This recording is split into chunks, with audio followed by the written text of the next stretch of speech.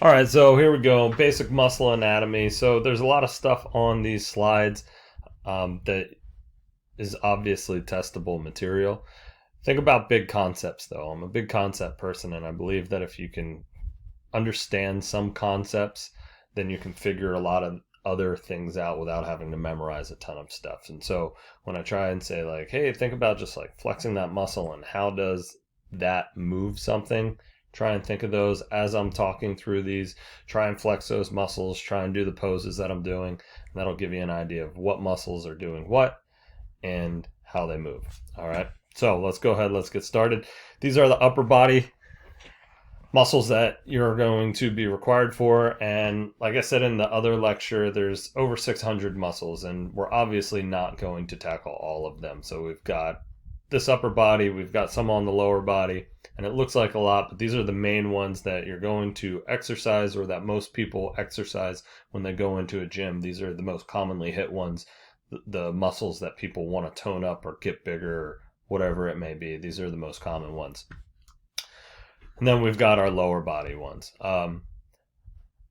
There are obviously other muscles that people want to train. If you're in a niche sport like grip stuff, right? There's a whole like sport out there where people try and pick things up with their fingers or they hold on to really fat barbells.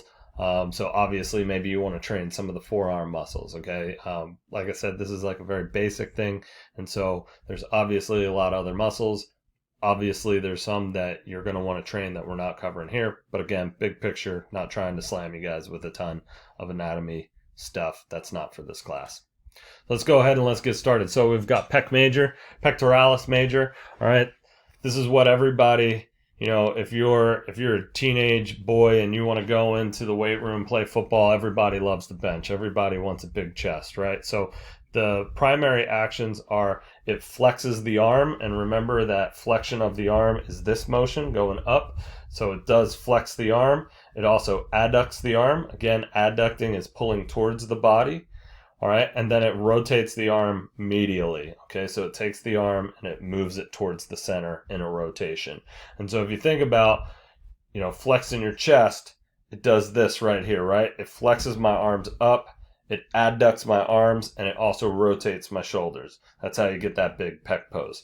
A couple exercises I'll also talk about. If we were in class, we would have this discussion, but I had to take the day off today to do some HR stuff with the university. So some exercises, bench press is the big one, chest press, any kind of cable fly or dumbbell fly. Those are some great big pec major type exercises. Push-ups, maybe you can think of a few more.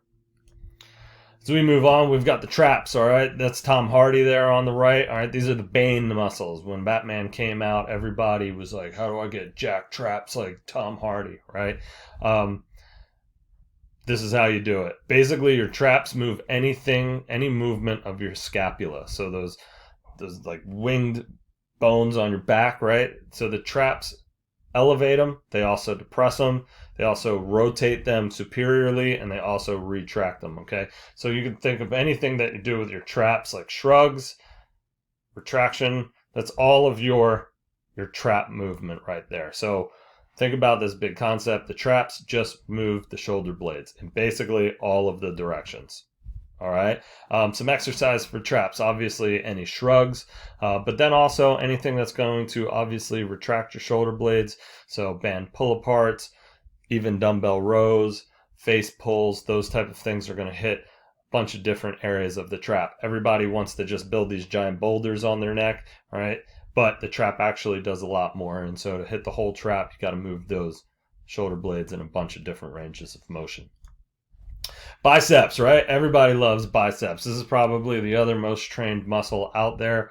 Look at Arnold, right? Huge biceps. So your bicep meaning two, bi. Okay, you've got two heads there, bicep brachii, because you also have a bicep femoris in your leg. So it's not good just to say biceps. All right, I don't know which one you're talking about. Bicep brachii is your arm. Its primary motion is to flex the forearm, and it also actually flexes the arm, and it also supinates the hand. Okay, so one way for people to remember what's supination and pronation. Supinate I can hold a bowl of soup. Okay, so if your hands are facing up, that's supination. Pronation, like I'm laying down on the ground prone, hands are down. Supinate, pronate. All right, so biceps, flex the arm, flex the forearm, and it also helps supinate. Obviously, some exercises that are going to help build those biceps are going to be bicep curls. And again, because the bicep supinates, if you do a twisting curl, so you're supinating your hand, you're also going to hit those heads a little bit more than if you just do a regular curl. But regular curls obviously hit the biceps as well. You could also do chin-ups, right? So anything that I'm going to do that I'm going to flex or close that angle, we learned about that in the last lecture, that's going to hit your biceps as well. Opposite of the biceps, we got the triceps, all right? Triceps, tri, brachii. Tri means it's got three heads. It's got a long head, a lateral head, and a medial head. They come together. They form that horseshoe that everybody's trying to get. Its primary actions are it's going to flex the forearm. It's also going to flex the arm, and it also helps in supination. A couple exercises that you may use to try and hit those triceps. Bench press, obviously, right? Because I'm extending the arm in the bench press, but also press downs, skull crushers, overhead tricep extensions. Again, anything that's going to help extend the arm and supinate at the same time as well, it's going to hit those triceps. Latissimus dorsi, so these are your lats, all right? These are those big cobra muscles that, flare out when people are flexing. It's also the cause of what I like to call imaginary lat syndrome. This is when people don't have lats, but they think that they do. You see them walking around the gym all jacked up like this. All right, they're pretending that they've got lats even though they don't. What you're trying to do is throw out that cobra muscle, if you will. So this one, it's going to extend the arm and it's going to rotate the arms medially. You can see that right here in my shoulder, that when I flex my lats, right, my arm kind of rotates. And then it also extends that arm backwards, okay? Think about your lat pull downs. I'm extending my arms backwards. That's how I go ahead and get my latissimus dorsi. Dumbbell rows. You're also going to hit these on not bench press, deadlift, bent over rows. Anything that's got that rowing kind of pulling muscle, you're going to hit those lats up. Erector spinae. Okay, these are those giant muscles that run all the way from your tailbone all the way up to the back of your neck. These are going to extend and laterally bend the trunk, the neck, and the head. You can see on the right there, this Chinese weightlifter. Most weightlifters have jacked backs. Big movements that you're going to build these muscles with are going to be back extensions. So like when you lay down on a bench and you extend your back. Superman's, something that somebody in the last class came up with, absolutely. Deadlifts, bent over rows, good mornings potentially. RDLs are a really good one. Bunch of different, anything that you're going to extend and lower on your back, that's going to hit those erector spinae. Rotator cuff. So you do not need to know all four muscles of the rotator cuff. They're listed right there. But what I will say is that that'll probably be an extra credit question on a quiz or a test, only because if you're going to take any anatomy or any other type of like personal training or athletic training type classes, they're going to definitely make you know it. And so it's good to familiarize yourself. But for those of you that are like, hey, I'm just trying to do an activity class to fill out my prereqs, I'm not going to make you memorize all these different small muscles. But the rotator cuff, basically, it rotates the arm and it abducts the arm. All right, you got a bunch of different muscles back there. Rotator cuff stuff, you can think of baseball players typically injure their rotator cuff. It's on the backside. Weightlifters, actually, because we do a lot of this rotating and abduction, tend to flare up those. So a rotator cuff is definitely an exercise that you should do if you do those types of activities.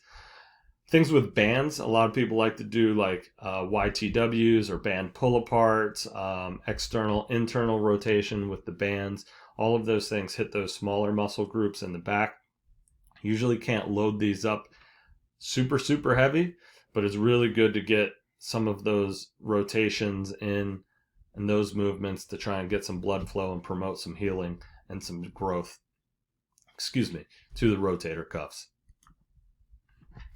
We're going to move into the abdominals now. We've got Steffi Cohen here on the right. Steffi Cohen is like 100 pounds. She deadlifts over 500, and she's absolutely jacked. She's got all the world records.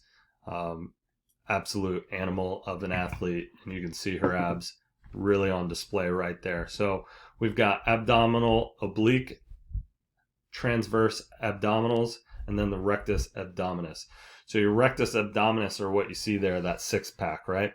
And then the obliques are the ones over here on the side, and the transverse you cannot see. Those are the ones that are deep within your body, and they compress the abdomen, kind of hold things in place for you. The obliques, they're going to flex and laterally bend the trunk, whereas your rectus abdominis, they're the ones that are going to flex the trunk. So anytime you're doing sit-ups, you're doing leg raises, rectus abdominis is working primarily.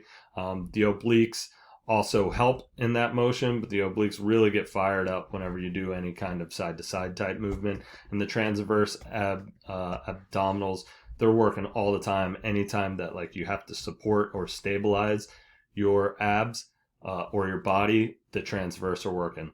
Transverse get a lot of work actually in heavy squats, heavy deadlifts, anything that you have to really stabilize your body. Your transverse abdominals are really going to get a workout there. So you don't necessarily need to do a ton of extra abdominal work unless it's a weak spot or you want to get like six-pack popping abs. But if you're doing heavy deadlifts, heavy squats, heavy pulls, presses, all of those type of things, if you're doing like farmer's carries, yoke walks, you're just bracing with a sandbag, those things are absolutely hitting your abdominals. I've gotten really, really sore just walking around with heavy backpacks and stuff because your abs are constantly turned on trying to support your structure. All right, that's going to conclude this part of our muscle anatomy. I'm going to do a part 2. Screen-o-matic only allows me to upload 15 minutes at a time, where we'll hit the lower body stuff. I know that was a lot of information. It was kind of fast. The nice thing about the video, you can go back, you can pause it, take your notes, rewatch it. If you have any questions, please do not hesitate to reach out, put it in the discussion board, email me, whatever it may be, and I'll try and help clarify for you.